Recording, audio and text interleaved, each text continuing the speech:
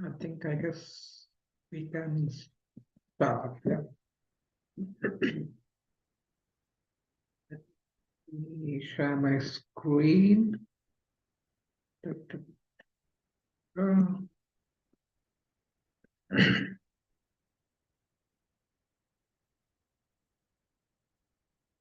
Is my screen visible?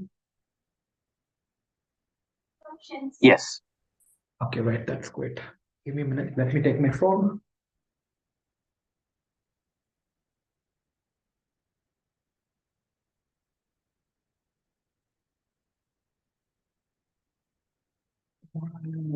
So I can keep track of time.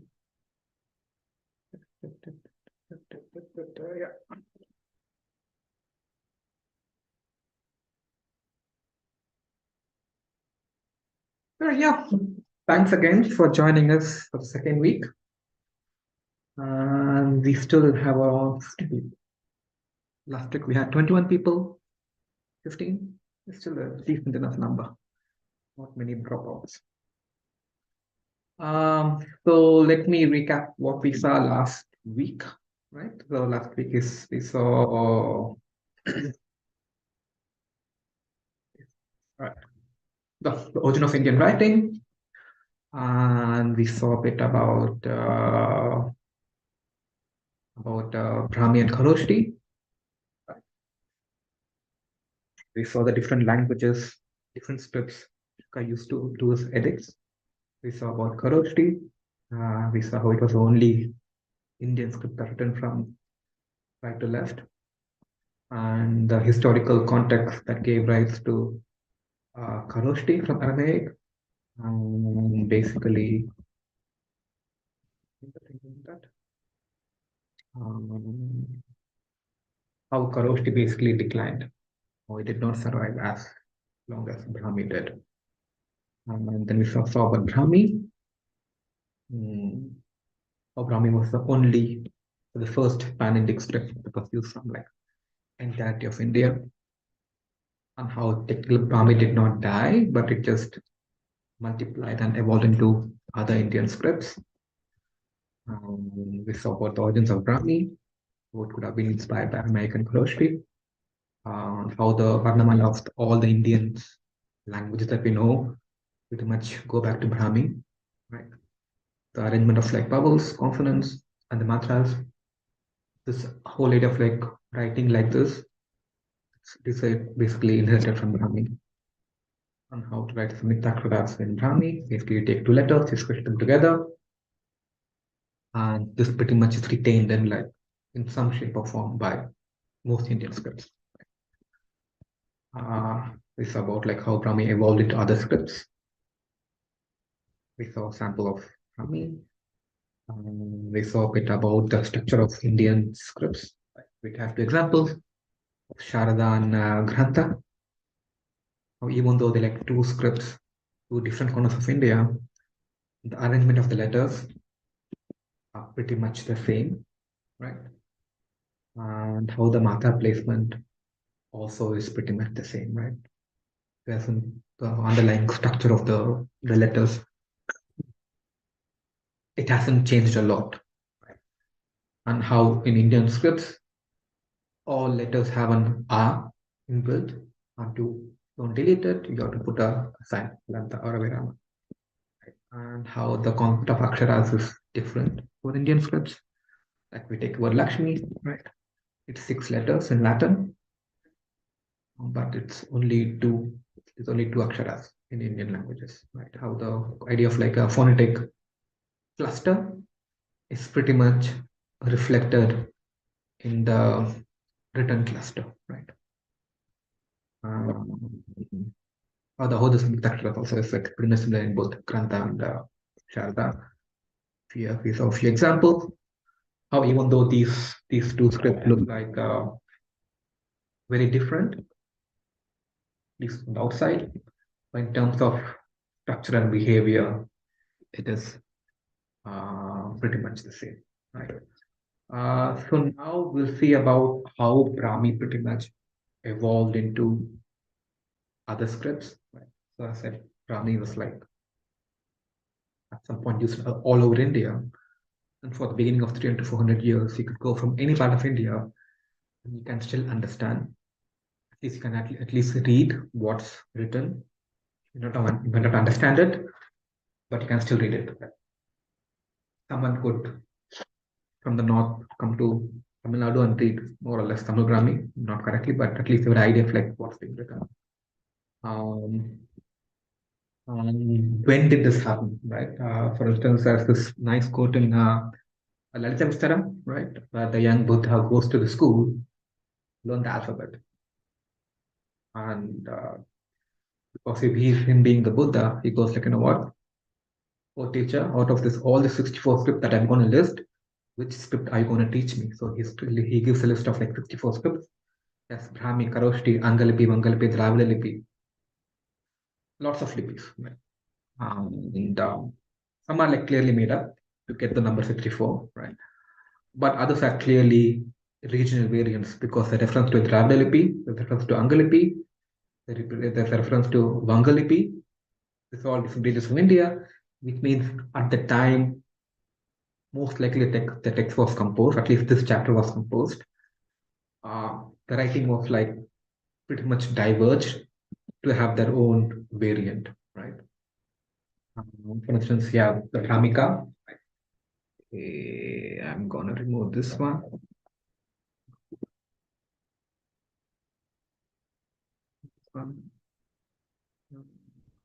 Yeah, not this one. Yeah. Basically, any letter you see here is pretty much a descendant of this very simplistic Bhamika. Your Devanagari your Kannada and your Tamil or basically variants of the simplistic Brahmi letter over hundreds of years. Right? Then we have more example of like more examples of like Brahmi being evolved into like other scripts. For instance, you can take a letter, the Murdhanyana, the Devanagari, the Tamil, right? Basically, like in Brahmi, it's very, very simple, right? But over time, it just evolved into like different scripts, right?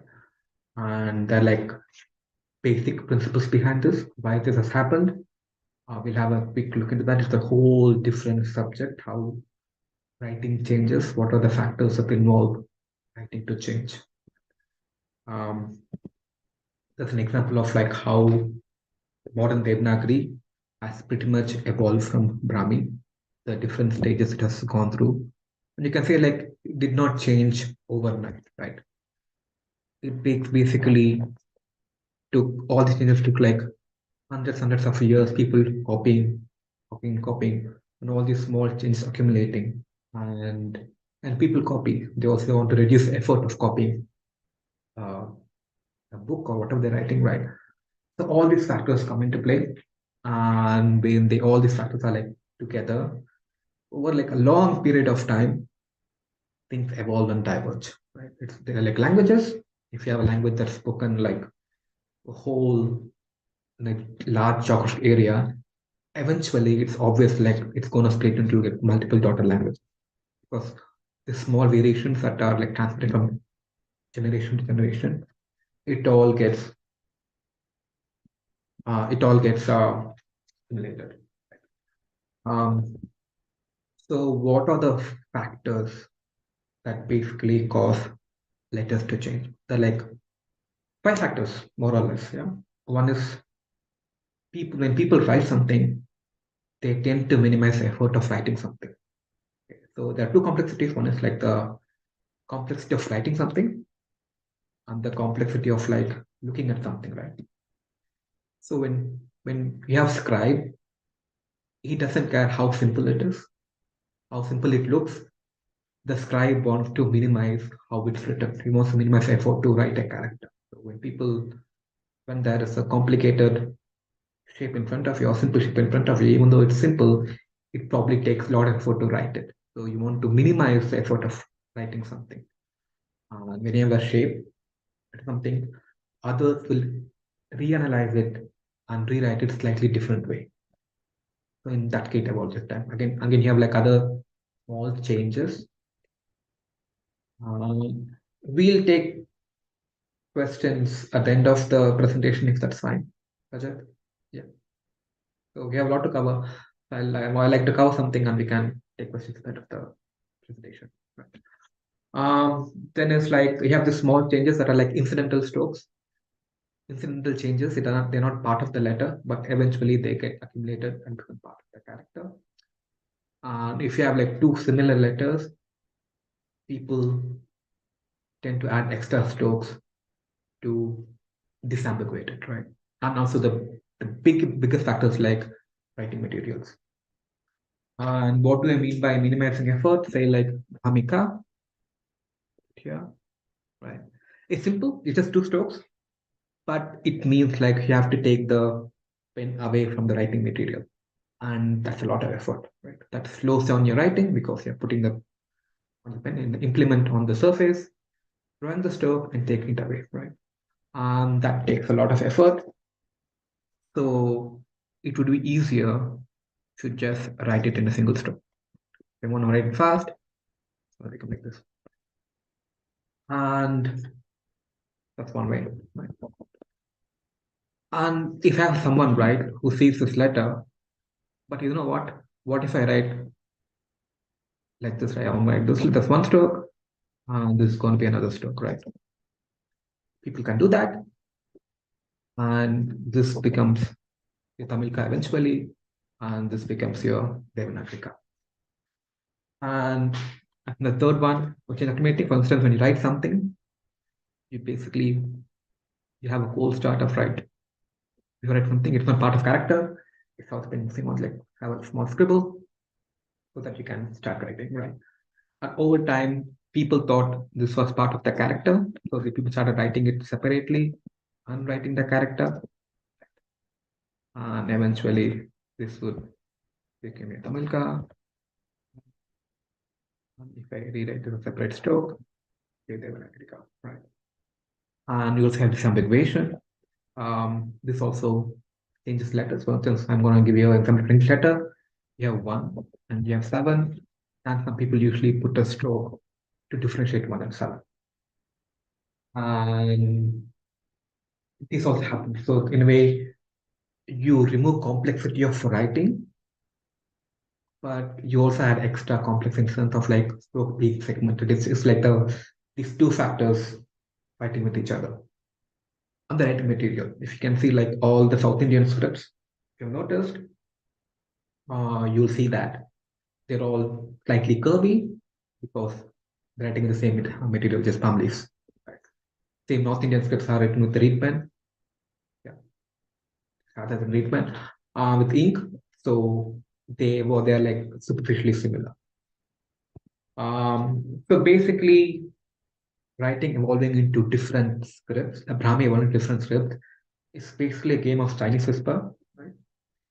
Things accumulate and change slowly over time. So we take Ta, right? With another example, we have Ta here, the Brahmi Ta, right? Let's say I want to write it in a single stroke. I can do this, right? And I'm gonna do some warming up.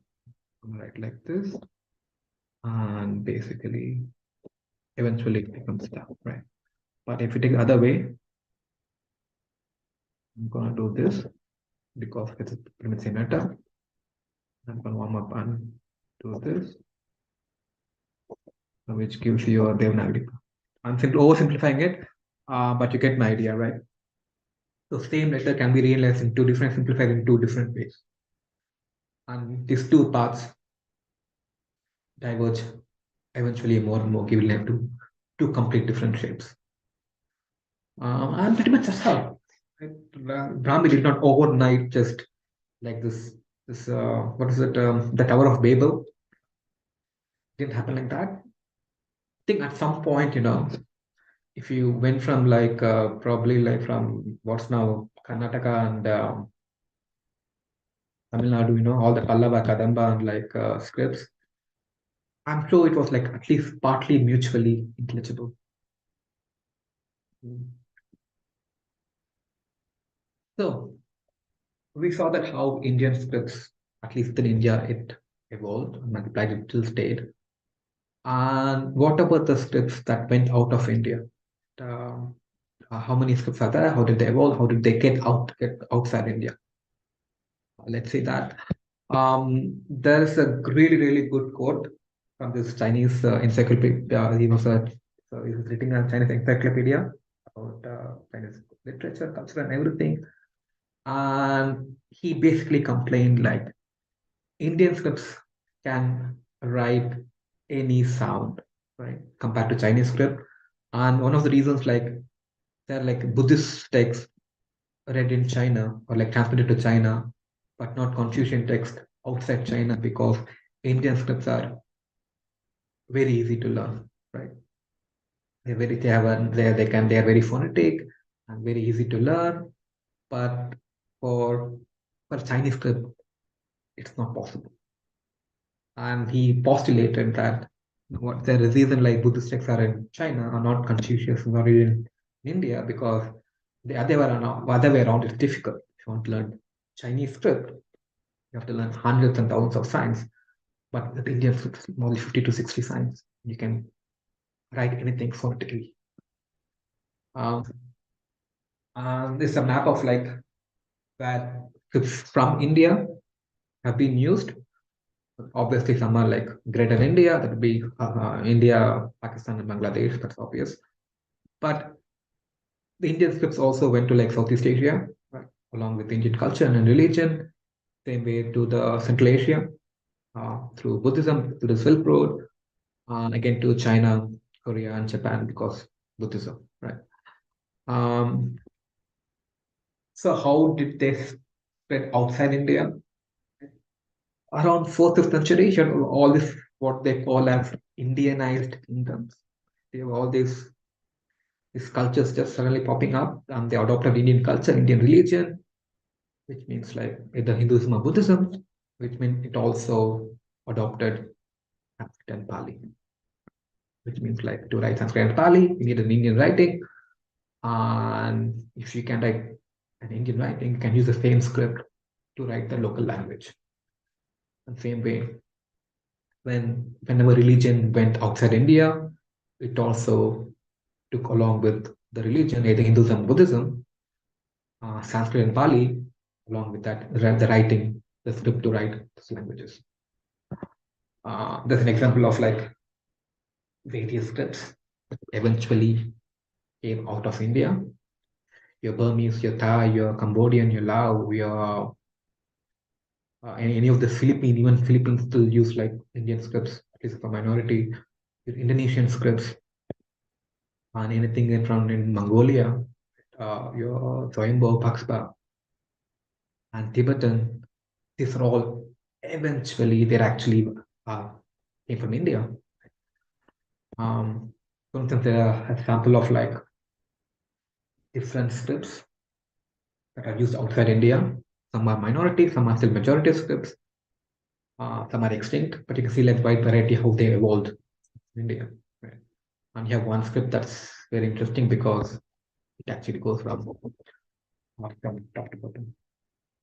And all these scripts can write Sanskrit because that's one of the, at least most of the scripts can write Sanskrit because that was one of the reasons it got actually spread to these countries as a liturgical language and as a liturgical script. That's a tool, Aksharamukha. You can go and play around for different scripts from different regions and see how they look like, how they evolved. Um, so there are like at least 3 dozen, 4 dozen scripts outside of India that have Indic origins, but we're going to only take like look at two scripts, two different countries, and two different uses why the script has still retained or still has not gone extinct.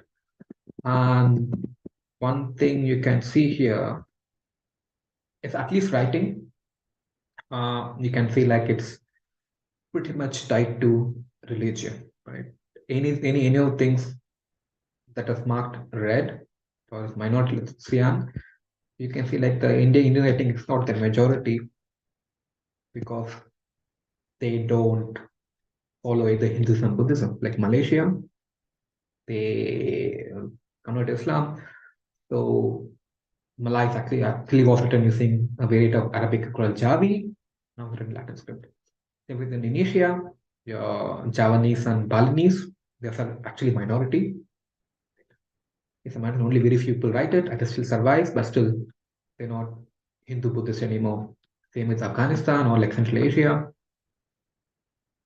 And you can see like writing and religion are like pretty much tied, right? Usually when countries become Muslim, they adopt the Arabic script, right? Or when they become Christian, they adopt Latin script. That's happened in Europe. All these Germanic kingdoms had like runes, but once they adopted Christianity, they adopted Latin script. Yeah. Um,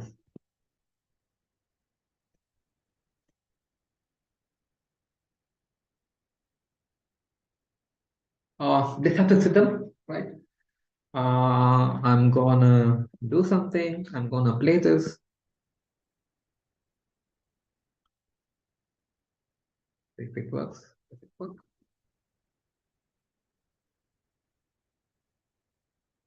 Because it's in pen mode.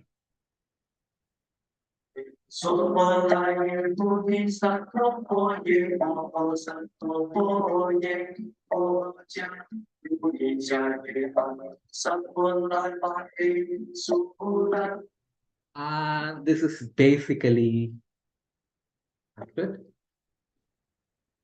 It may not look like Sanskrit, but this is how Sanskrit is basically pronounced.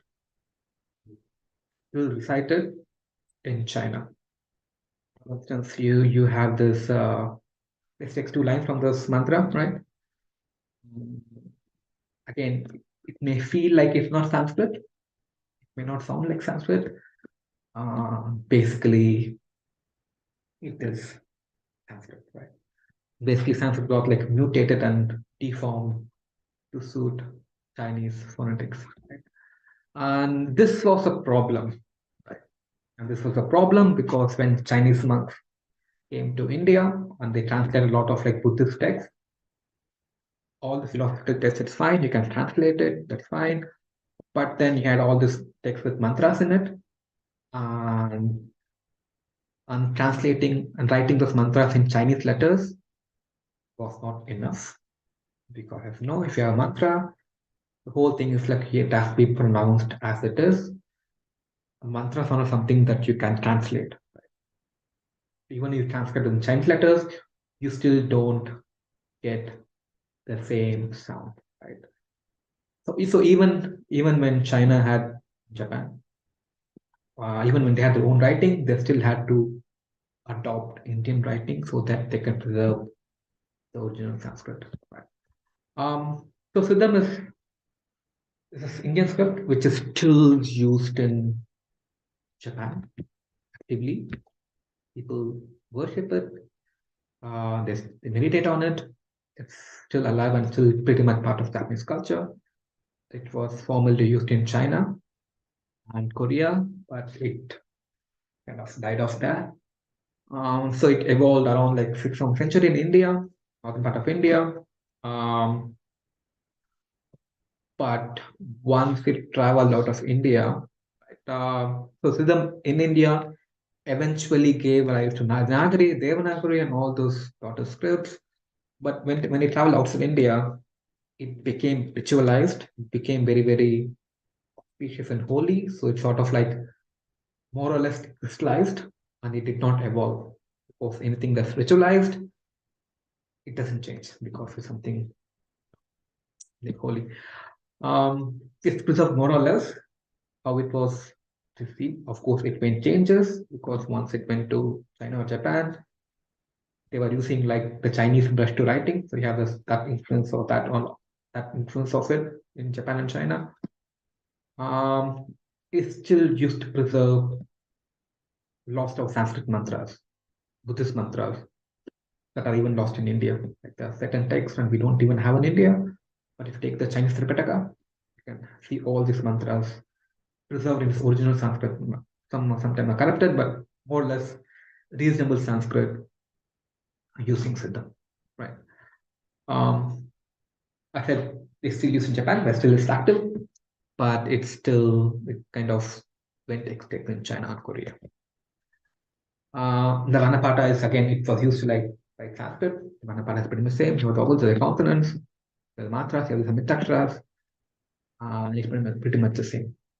And you can see like it sort of looks like Devanagari because Indian Siddha pretty much gave rise to Devanagari. It evolved and changed, became Devanagari, but outside India, kind of just got stuck in time. As I said, one of the reasons Siddham got adopted outside India, again, China had its own script, Japan had its own script, right? But it wouldn't write Sanskrit phonetics, which meant like they had to use an Indian script to capture it. For instance, you have a copy of the Nilakanta Dharani. You have the original Sanskrit that goes from top to bottom because it's China, they write from top to bottom. And you have the original Sanskrit and also the Chinese approximation, right? You know? So monks can have both information when they're reciting it. Yeah. Again, it went from India to China when Buddhism became popular in Japan and in Korea as well, right? Along with Buddhism, they also got knowledge about Siddham, also all the Sanskrit mantras, right? Again, whole mantras thing was like eventually declined in China, and whatever seeped into the popular culture, like the Nilakanta Dharani, it was transparent using Chinese letters. That's why it doesn't sound like Sanskrit, right? But in Japan, Mantrayana as a school still survives. Reciting mantras and meditating on like bijaksharas, the very part of the Buddhism that is practiced in Japan. It stayed and survived, and it's still actively used, right? Um, Again, these days it's used mostly to write bijaksharas. For instance, in Buddhism, every Buddha and any Buddhist deity has their own bijakshara, right?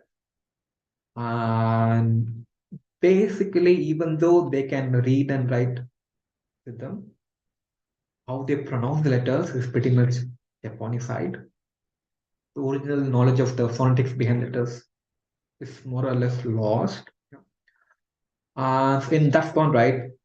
So what happened was like the written form of letter became the visual form became auspicious by itself. For something you write, you meditate upon, and the visual form is auspicious by itself. So, and the bijaksharas, the written form of bijaksharas, are pretty much the personifications of the Buddhas and other Buddhists can see themselves. For instance, you have the Buddhas, you can see that each Buddha has its own bijakshara. So it's Vairochana, it's A, for Amitabha, it's Hri, and you can see that. You can see the different bijaks, how they're actually the representation of the Buddhist deity themselves.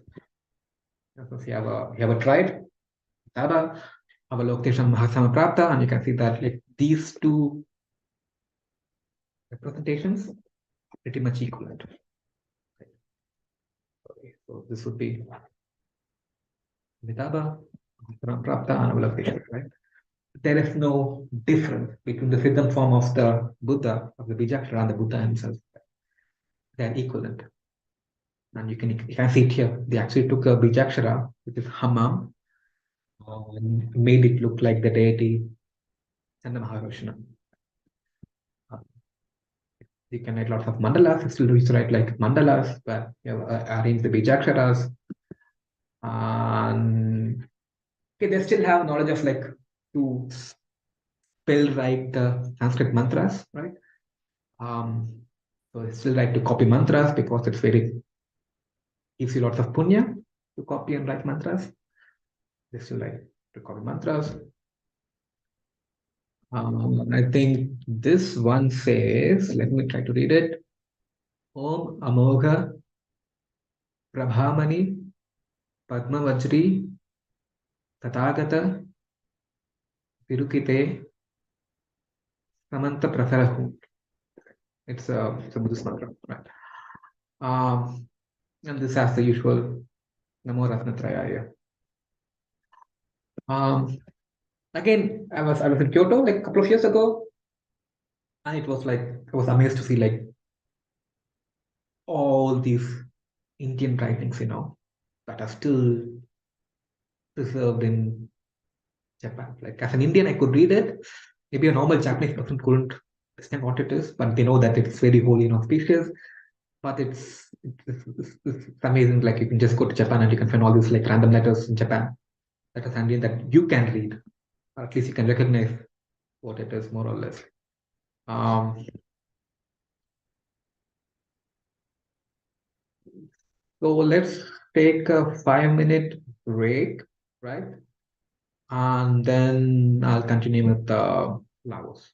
Have a glass of water because I've been speaking for 30 minutes, and then we'll see about Laos. Yeah, let me start the timer. And if you have any questions, feel free to ask. That also works.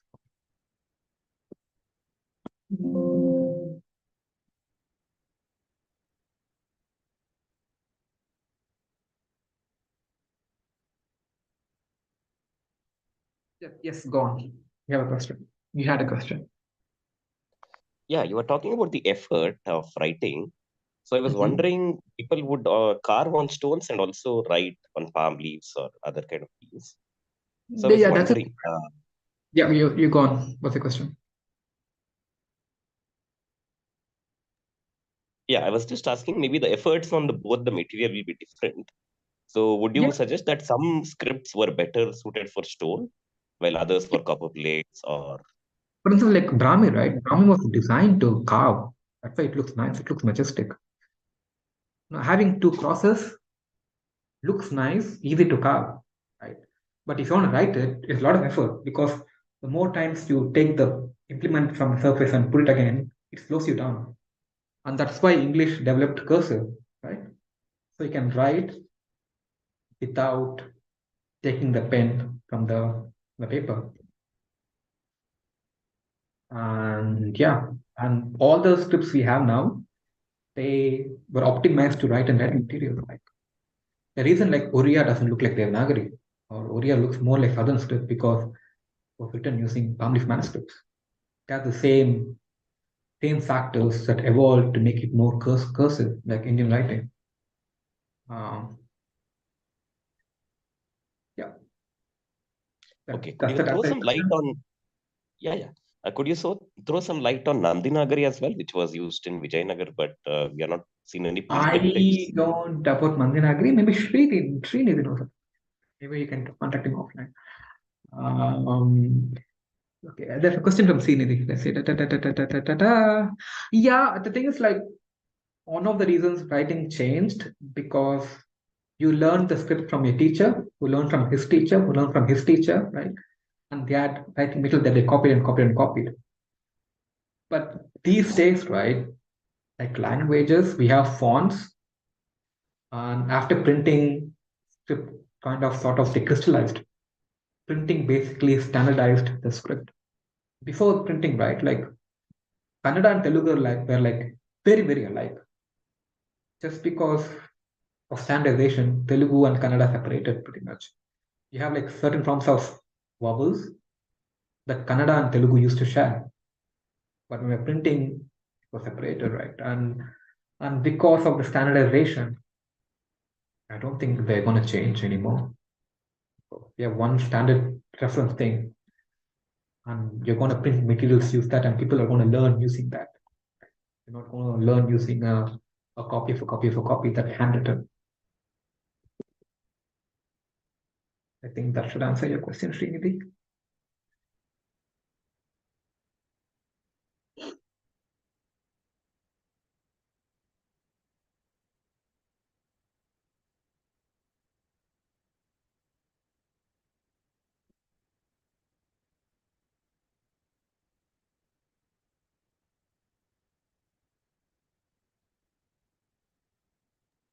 I had one particular question about Marathi. There is a separate R which they write in Varyavar. There is a R which is like almost like a hyphen which comes in. Yeah. Could you throw some light on that? Because I don't understand which letter it is. And they It's claim it is not basically. the regular Refa. Yeah. Thing is, like, language develop all these quirks, and at sometimes it can assign different phonetic values. Happens. And if they say it's different, it's different. You don't have to argue with it. And this is partly I orthography, was right? just wondering if it is anywhere related to the Bandira in the Telugu, No, or you have it's like particular Ra in Tamil. it's a different form of refa. That's it. It's just refa, but a different form of refa. And Marathi is assign a different role to it. And in Marathi spelling, that's the form you have to use. Like if you take like Neva used in Nepal, it again has like two different forms of refa. Refa. And you're supposed to use some form in one Nepali, but you can't use that form in Sanskrit. So it's more orthography than phonetics.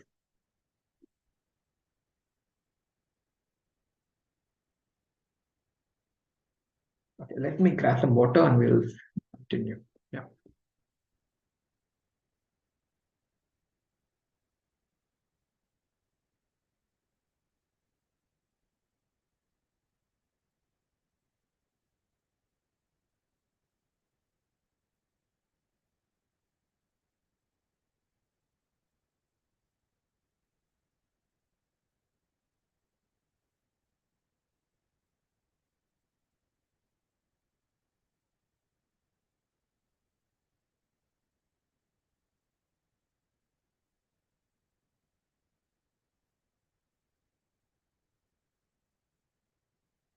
Okay, let me share my screen again.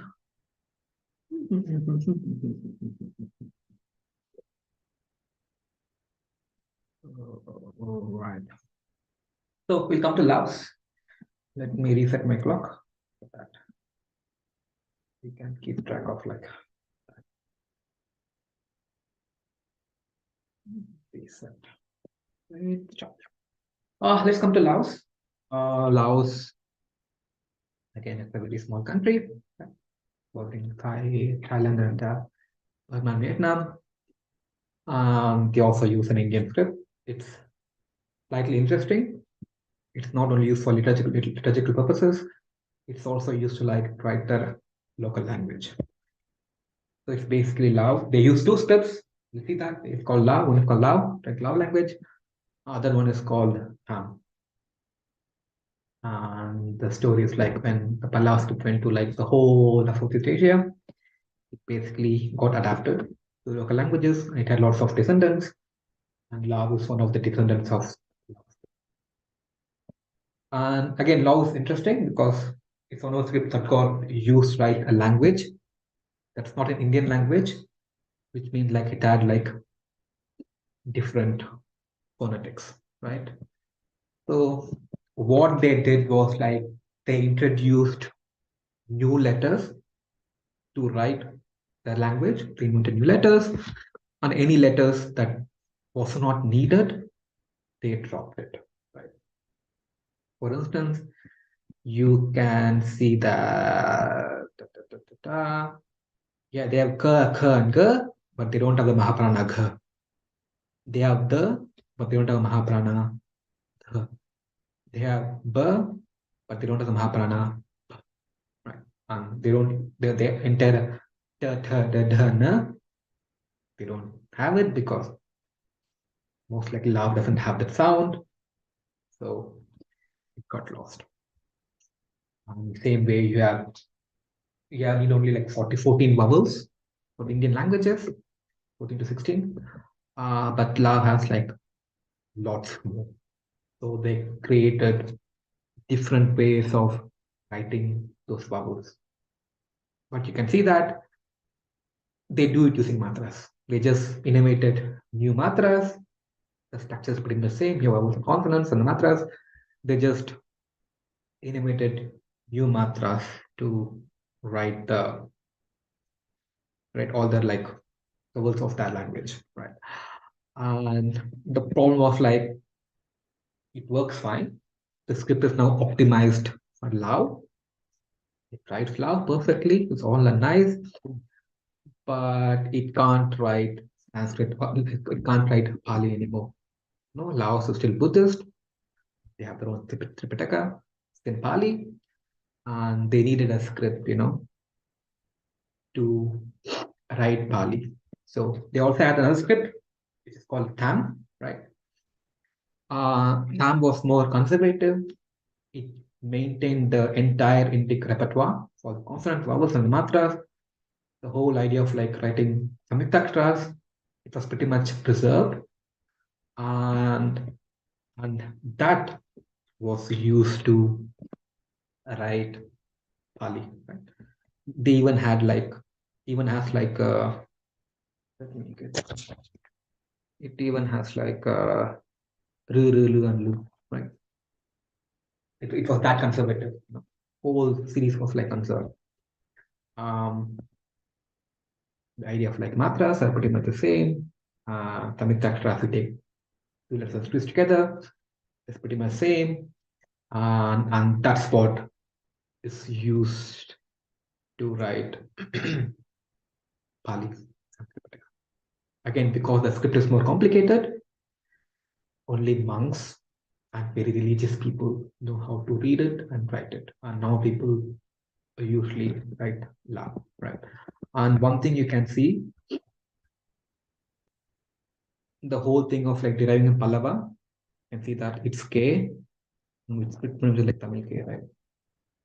Vowel comes to the right because both Tamil and Lao they are from Pallava. You can see like the matras are like the placements are like very similar. Same with key, goes above, same as Tamil key. Key. Same with A, goes next to the letter, much like Tamil and Kannada. And you can see all these nice small things, which is very obvious. Same way here. We have the that's like a after letter, and A that goes before the letter, much like Tamil and Kannada. And O, basically a mixture of A and O, much like any other Indian script, Devanagari or like Bengali or like Kannada. So what happened was like I said, they had two scripts, one optimized for love, one optimized for like Pali. But you can't write Pali with love. That's why the other script, much like Tamil Nadu, we have two scripts, Grantha and Tamil. Tamil was optimized to write Tamil, and whenever we had to write like another Sanskrit or Prakrit, Grantha was used. We had a supplementary script that was used to write Tamil and Sanskrit and Prakrit. Again, same like Tamil Nadu, Grantha is like very, very complicated and nobody knows Grantha. Not many people know Grantha. Same with like in Lao, Tam can preserve Pali, but it's very complicated to learn. It has all the additional letters. It has this complicated behavior of like some Samyuktaksharas, which Lao does not have. Like Lao is very linear, just one line. Things go down above or below, like your usual Indian script. So you can't write Pali. So in the 1950s, 60s, or 40s, around that time, there was this Buddhist scholar. He was called Mahasi Laviravang. He did some research. He went to this old Lao epigraphic materials. He discovered all these lost letters that are used in epigraphs, but eventually lost in Lao. He sort of reintroduced it to Lao so that you can write Lao to write, you can use Lao to write Pali. So you don't have to write you don't have to learn the more complicated terms. You can take your own script that's Lao, have some additional few letters, and you can use that to write, write Pali. Right? And you can see the Buddhist Tripitaka in Lao script actually, with the additional letters that was introduced by Mahasi Lagira. right? So the thing is like, why law is interesting? Because scripts continually adopt themselves, right? They innovate new symbols. With those symbols, you don't usually get lost. They at least they evolve and change identities. They're not like frozen thing. They evolve because there's a need to write new sounds or this and that, right? And they always changes or always need to adopt them for different purposes. Right? So law was like recently extended so that we can write Pali, right? And use of a script is also tied to the purpose. Something is liturgical, right? Something that has look fancy and auspicious and very, very formal. Can use Tam, right? But you want a script that looks very normal day to day. You say that's very simple. You have law. The sample text in Pali, both in Lao and in Tam. And you can see that Tam looks very simple. It's very linear. There are no like too many things going above or below except for the matras. But you can see like Tam is very, very pretty, but it's also very complicated. You have also mixed where like the Uttu letters written below the letter. It's also more stylish and more visually more complicated. Right? So then we come to the idea of like preserving scripts, right? You have all these scripts, that are like some are like extinct, some are still used, some are minority. And why do we have to preserve them? There's this nice verse that usually copyists, scribes add. Back then we didn't have like printing machines. If you want to like pass on a book to the next generation, you have all these scribes actually copying, sitting in a room and copying with the oil lamps. So when the scribes copy all these works, they write a verse saying like, okay, please forgive my mistakes or like all those things, right? And one of the verses that usually people write is this one, which is Bhagna Prishti Katigrivaha Tabdha Drishtir Adhomukha Kashtene Likhitam Grantham Yatnena Pratipalaya. I'm writing this text with my bent back and my bloodshot eyes, and my crooked vision. I have spent so much effort in writing this text. Please take care of it. Right. And that's the thing, right? Script is not just a visual representation of the language. It's always an embodiment of culture. It's a product of all these scribes painfully copying all these letters over ages and ages and ages, preserve knowledge so that they can be transmitted across generations. It's a personification of all those tribes. And a script embodies particular aesthetics. For instance, right, Karnataka has Nandinagiri, right? Kannada can pretty much write Sanskrit, but to write Sanskrit, they also use Nandinagiri because the aesthetics of Nandinagiri is different from aesthetics of Kannada. So same with Tam and Lao, right? The aesthetics of a script is different. Each has evolved to transmit a particular kind of aesthetics, to evoke a distinct emotion and mood. And the script also ties us to a period or to a location to see if you see a Pallava script, right? In Pallava, you can see like, oh, it's from Pallava period, or like if you see a Sharada script, Sharada is pretty much tied to Kashmir. And when if all these scripts are like lost, it's kind of sad because we are losing a part of our culture. And do we do this right? They have to preserve actual artifacts that have the scripts, right? All these palm leaf manuscripts, right, that are like very, very badly maintained. They have termites eating them, or the temple inscriptions, right, which are not properly maintained. People blast concrete and they sandblast it, they put paint on it. So we should take better care of the actual physical artifacts that actually have this if you have like an old book with has like this nice forms of like different typography or different letter, and that needs to be preserved. Other obvious thing is like preserving the artifact itself, digitizing the artifact itself. We have a cell phone camera. You can go anywhere, take photos. You see a nice inscription, you see a nice anything, can actually digitize it, and it preserves the writing and the form and the shapes and the script as it is. Physical things die, but digitized things you can preserve it. And one thing to take it a step forward is like to create fonts, like Kadamba script. I love it. Kadamba script is so beautiful, but I can't find a single font. This Kadamba script. But even Pallava script, you have lots of fonts. Because Pallava script is national script of the whole Southeast Asia. So they are like very, very keen in preserving their heritage. Like all the Pallava fonts you have, they're not even from India, they're from Malaysia and Indonesia, which is ironic. We should be on big fonts, but we don't. So creating fonts, so that you can preserve the shapes, you can preserve the aesthetics, it enables them to render anything you want. To use them in a different context, to use like a kind of labels in banners, things like that.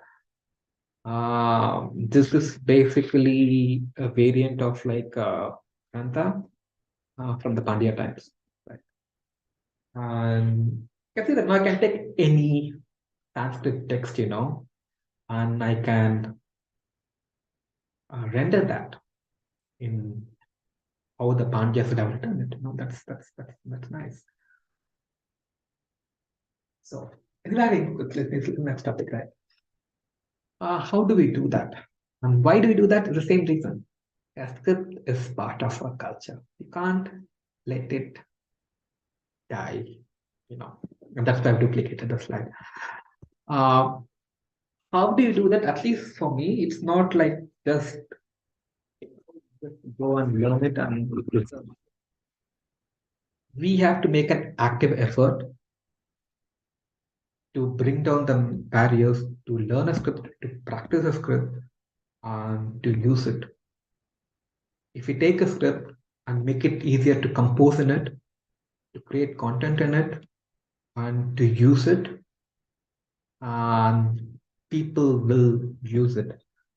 And that's what we did for Sharda. That's what we did for Tamil Brahmi when we created a font and we made a tool to like easily compose text in Tamil Brahmi. People actually started using it. They used it in books, they used it in t-shirts, they used it in like pots. The more accessible you make a script, the more likely the people are gonna use it, right? And that comes to us, like Nandinagari, it's pretty much the national script of Karnataka. Actually, maybe Andhra Pradesh, right? And you should use it. You can't just let it go extinct. You have to use it. You have to keep it alive. There's a font for Nandinagari now. There's not even any reason Google has released a font for Nandinagari. But the more people use it,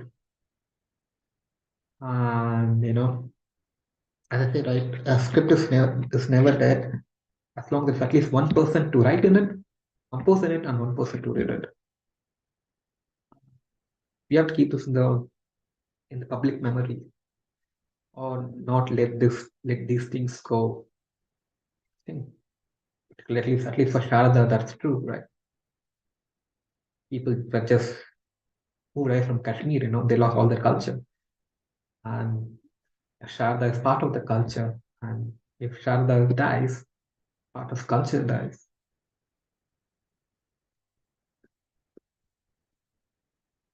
So that's that.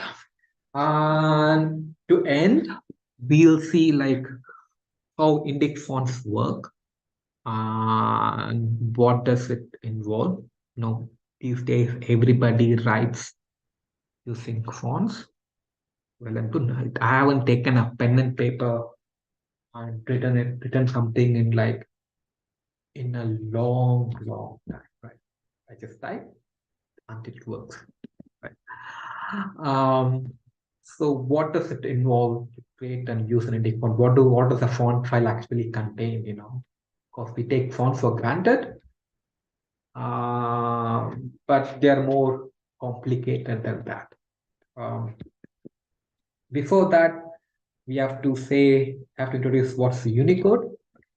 Back in the day, if you want to write something in Indian letters, you had to download separate fonts, and they were not compatible.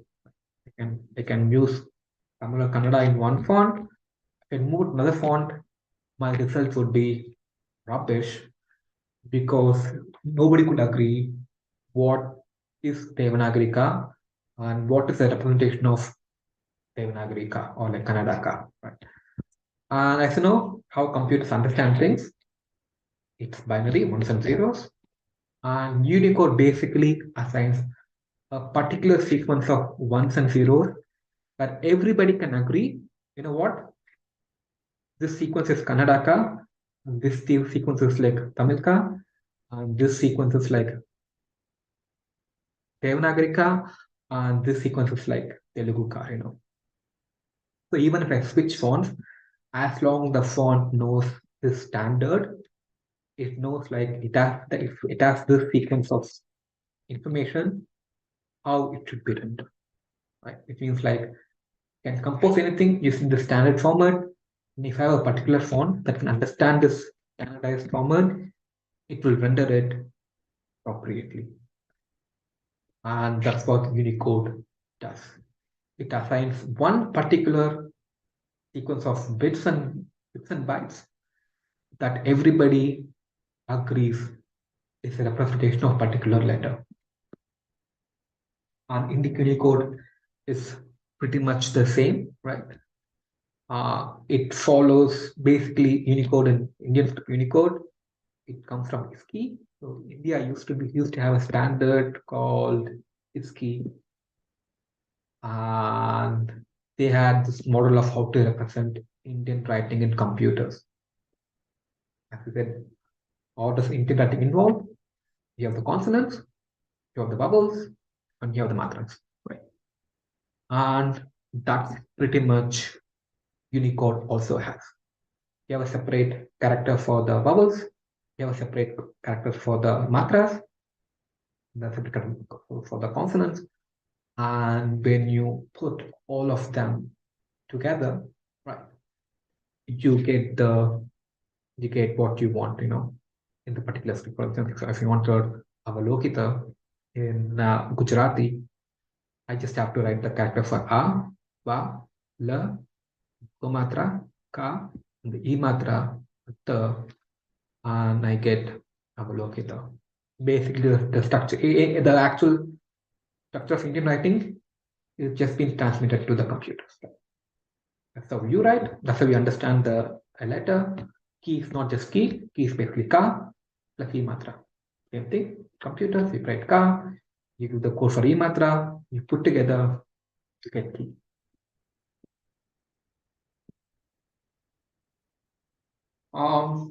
So that's how fonts technically work. You type ka, when you are doing anything with your word, you write what looks like ka. The computer reads the sequence of bytes internally. It goes to the font and see if the font has this particular character for this sequence of letters, sequence of bytes, and then it uses information to get that shape and display it. So when you type something, you get your script basically, right? What do fonts contain, right? Fonts basically contain two things, right? One is the glyphs, appearance of like the shapes, because you have all these different shapes that you need to have. You have to draw them. All possible shapes required to basically render a script. And for Kannada, right, you need all the Ottaksharas, and for Devanagari, you need all the Samitaksharas, like sh and nya, all that. And all the matras, you have how the sometimes matras take different shapes. So if you want type Gu in Devanagari, Ru Matra goes underneath, but for Ru, it goes towards the right. You need different shapes. It's not just a matra. When matras go in different letters, you get different shapes. So you need all those shapes. And apart from the shapes, you also have rules, right? I said when Gan, U, Matra go, you get Gu. It's simple. Matra goes underneath. But when Ra and Matra combine, you have to display something different, right? Same with Ik and Sh. When they combine, you get Ksha, but it actually takes completely different shape, right? And all these rules, what happens when characters like combine together, and those things are also in the font, partially in the font. I'm going to overgeneralize a lot, but just to get a general idea of what a font has. To do that, you need software. Of course, you need a font software, and you need a software that can do both. It needs to do the design of the glyphs, right? Where you can go to the software and basically draw it on the computer, right? And you do this for all the bits and blobs that you need. And once you do that, you also have to do the rules, what happens when characters come together. And that's done by a very particular language called OpenType, right? It sort of looks like this, right? It tells you have to give it rules in a particular format, saying, okay, I want to have Jiva Mulia and here Ka. They come together, you have to display this shape, right? You have a Ra and you have a Halanta and you have a Ta. You have to display the rest. And all those rules are pretty much written down here. And when you have those two things are put together, basically you have a working font. So creating Indian font is more than just designing the glyph. You also have to do a bit of programming because Indian scripts are complicated. Like, for Latin is just like sequence of letters. Sometimes they join depending upon the language, but usually it's not as complicated as an Indian script. Right? Indian script has so many rules. You have the Urdu letters, you have the Repa, you have this and that. So it's fun. If you guys ever want to create an Indian font, it would be a good, be a good time to start experimenting. Somebody can get a font for the Kadamba script, right? Yeah, you do that and you have working font, you can beautifully display any Indian text, right? And this is the font you're looking for. Is the Sharada. We designed it long time ago. Pretty much, we have a designer who designed all the glyphs. We wrote the programming. We put together. Bam. You actually have a working Sharada font. And that's pretty much it. The whole idea of this was like we just want to give an overview of Indian script, what does it involve, and basically just dip into the water. All the things it will probably take long. You can write papers and papers on it. Hopefully you learn something today. Maybe it made you pique your interest in Indian script, to preserve it, to use it, and probably learn a thing or two and you find it useful. That's it for me now. Before we go to questions, right? I am gonna give the thing to Vidya because you also have the thing of projects, and Vidya will tell you that. Let me stop sharing so that Vidya can share her screen.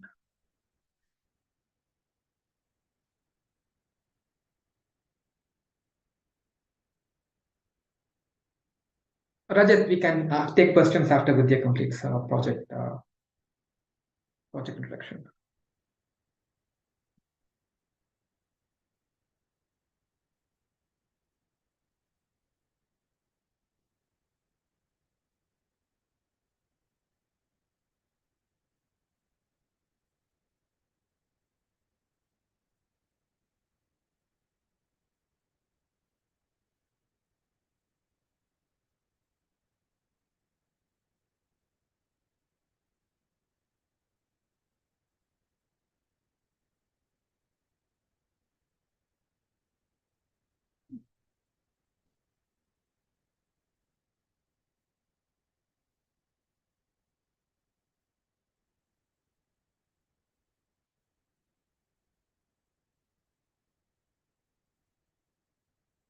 You're on mute, Vidya.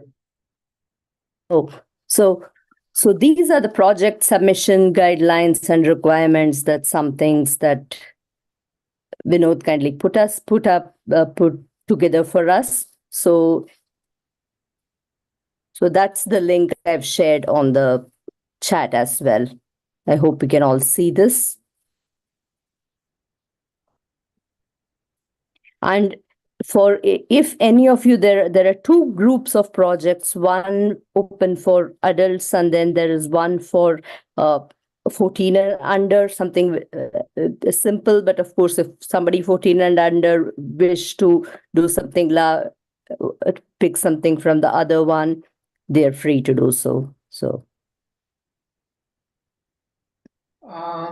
Yeah, basically what I'm looking for is like if you're interested, I mean, again, I don't believe there's something right or wrong. Basically, as long it's reasonable, that's what you see. You can apply what you learn, you can do proper reasoning, and you're going in the right direction. I mean, that should be it. There's no right or wrong for most of these things anyway. Yeah. And the idea is that we'll evaluate this or just look through this based on a rubric rather than give feedback. But if there's something specific that somebody wants, they can reach out to Vinod, or if you have any questions as well. Yeah. We can't give individual feedback because too many submissions and there's also too much work. But if you have any questions or anything at all, if you need any particular feedback, just drop me a mail and we'll see what we can do. So these are, I hope you can see, I'm not scrolling through very fast. So.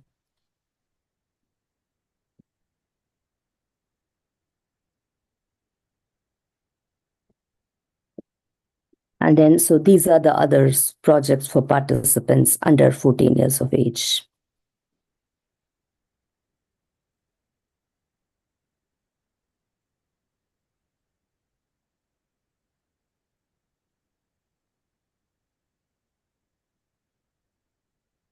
And the recording of today's session will be on the YouTube channel. And then once we have the slide deck from Vinod, they will share it with all of these links as well through email. I'll share the slides.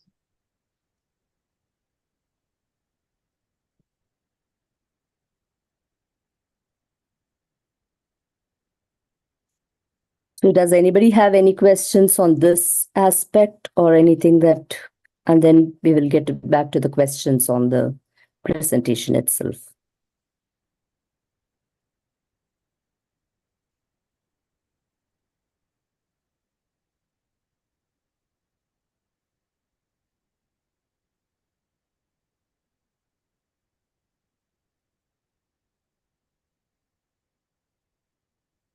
Any questions at all?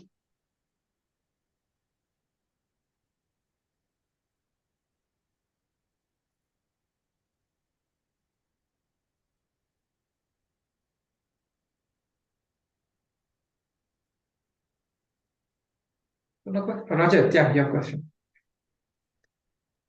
You spoke of open type fonts. I've heard of true type fonts.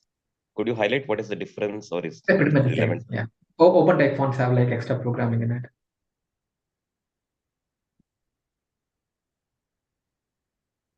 They have like extra programming. Yeah, they're not just shapes, but also they have roots. Oh, you mean true type won't have it? No, not actually. I think they do. Do they? Because you have open type also, we have true type outlines. But I don't think there's any many differences. Just TTF and OTF. I don't think at this point there's any difference at all. But usually most fonts have an OTF, OTF suffix. Yeah, so definitely. Because what I was doing was I was trying to typeset a Sanskrit document using LaTeX. Okay. Okay, And right. then I had a complicated Samyuktakshara coming in. Like Triya, I wanted to write Triya. Yeah, okay, right. But then the software somehow, the REPA, it was using the Marathi REPA. That is where I got that question about the Marathi. Yeah, I think you have to use LaTeX. Use LaTeX, not LaTeX. LaTeX should do it properly. If you want to do like Indian typesetting, big typesetting, Yeah, LaTeX only I was using, and somehow this turned up. So I was surprised. LaTeX should do a better job because you can use Unicode text for LaTeX. Yeah, I tried that, and that is what gave me this. So I was a little surprised. Maybe So, they have to use a different font. sorry? Maybe use a different font. Acha, Many of acha, the rules okay, are like font anyway. They can use a different font. I can see. okay. I was using the Sanskrit 2003 font. I think it is TTF, and that's what Try gave like me this. try Noto Sans properly. I Which think one, sorry? he said Noto Sans, but Sanskrit 2003 also works. So I've used I'm assuming you use the latex and Yes, I do.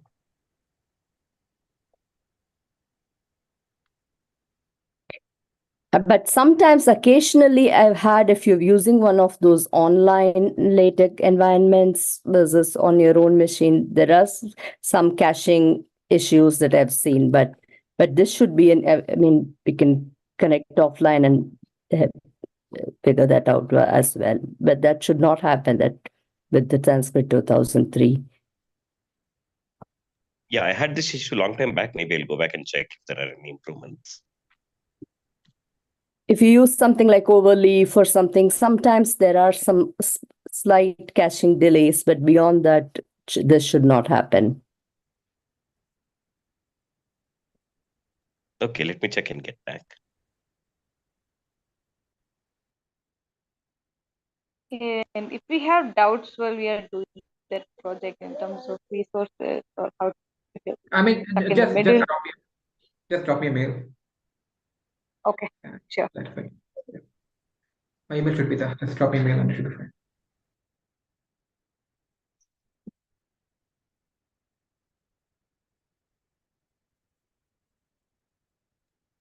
And this is Important.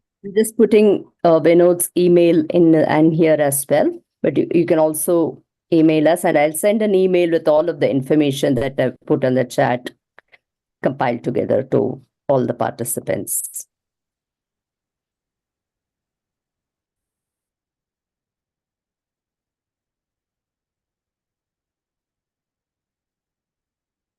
Yeah, again, if you have any questions, right, just drop me an email and that will be fine. I can respond to it.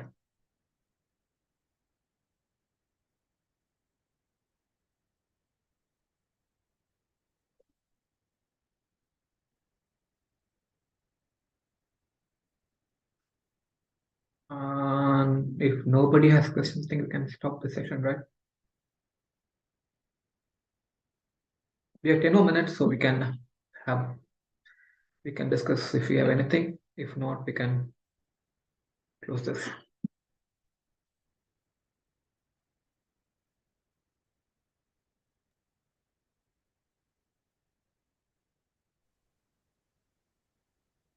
Does anybody have anything that they want to just mention, or do you have anything else that you wish to add on? Or if you have Are any. there any online resources that we can possibly use to get further information? I guess Vinod's page itself will have more than sufficient. I have not yet I had the think chance to look. my slide should be enough. Yeah. What I can give you some links. We can share you some links. Okay, I mean a little bit over and beyond as to if you want to further our curiosity and see what type of studies was done specific to maybe I am from Chennai, so I'm probably more interested in how Tamil script is similar to Malayalam or Telugu or Kannada, something like that. But any I can give you a list of books. We can do a bibliography. Yeah, we okay. can. I can give you a list of books. Like the Madras Museum has like a really nice. Yeah, so it's called Oh, Archaeology, okay. Epigraphy of South Indian Inscriptions. It's absolutely beautiful. Okay.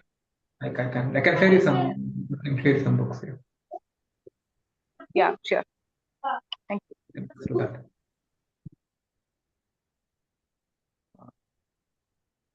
If you have any feedback, it would be a good time to tell me so that we can improve it if you want to repeat it.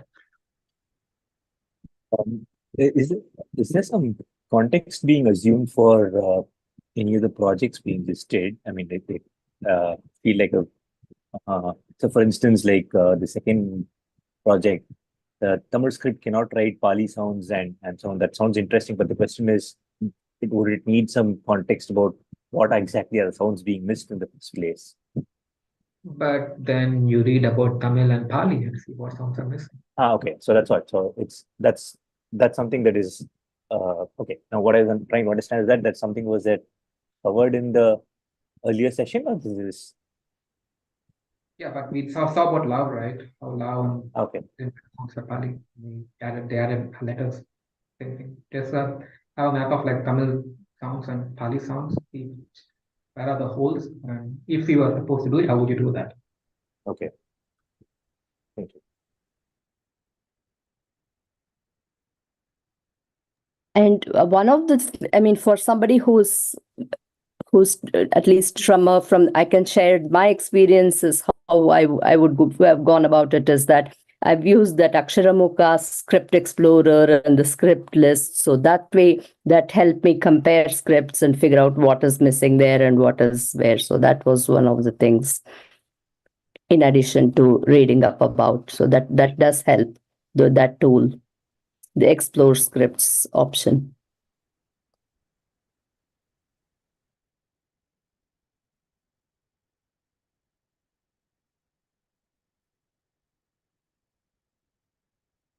But I guess everybody's happy.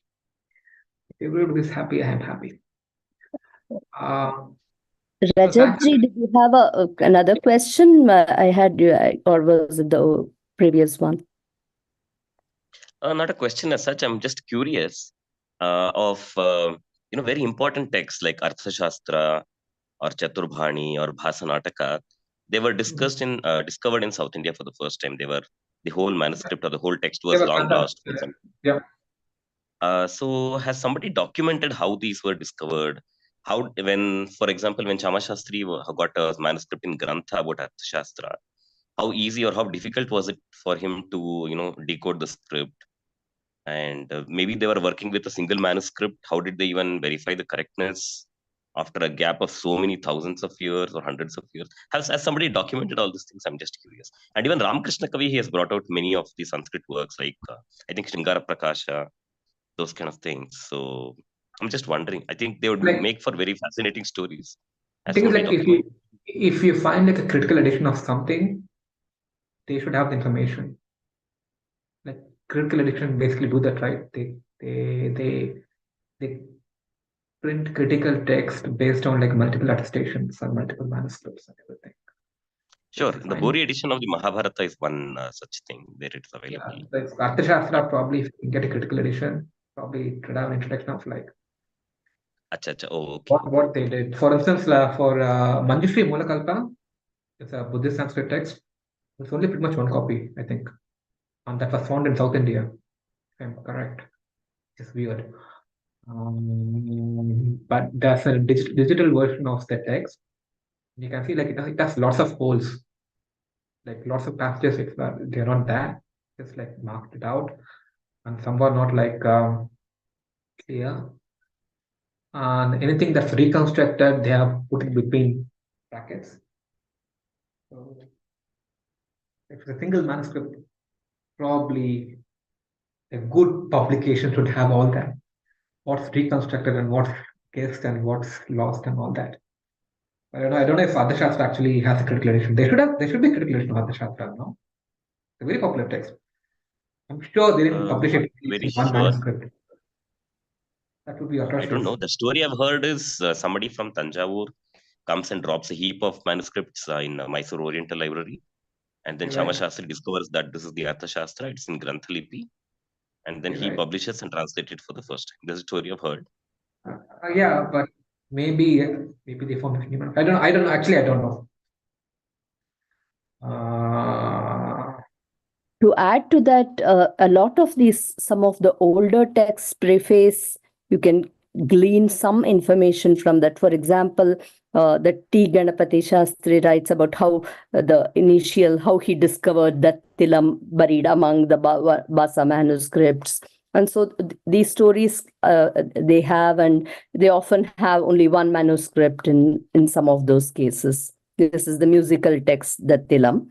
And so you have some stories here and there, and similarly that Kapila Shastri, Satyavrat Shastri's father, he talks about the first edition of the Vakyapadiyam and how he discovered that. So you have to basically glean these from the prefaces of the first editions and then see how later on they went. So Interesting. I mean, it's a good book if somebody writes it and collates everything. Because Uvesa wrote such a book, Uvesa's In Saritram. Basically, it's how we went from like place to place collecting manuscripts, only on how we published it. That is what I know.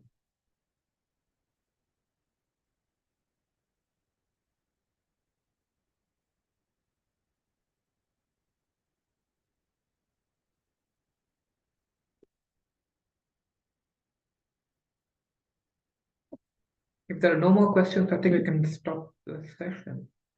Thanks again for attending. And basically, I will share the slides today or tomorrow. And thank you very much. And we will email you with all of at the end of the session, with all of the links and information. Right.